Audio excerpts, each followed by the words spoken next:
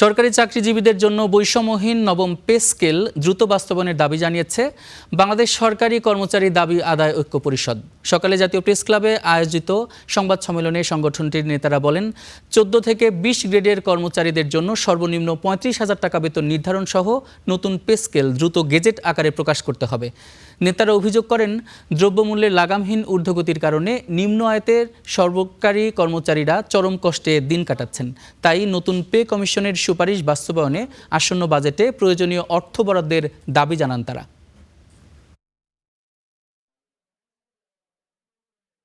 সকল জনগণ মিলে আমরা একটি বৈষম্যমুক্ত সরকার পেয়েছিলাম বৈষম্য দূর করার জন্য। সেই সরকারও বৈষম্য দূর করে যায়নি। এখন বর্তমানে একটি গণতান্ত্রিক সরকার ক্ষমতায় এসেছে।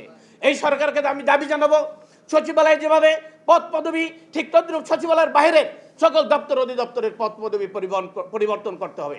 আগামী বাজেট অধিবেশনের পূর্বেই আমাদের নবম পে স্কেলের বৈষম্যমুক্ত একটি পে স্কেলের গেজেট প্রকাশ করতে হবে।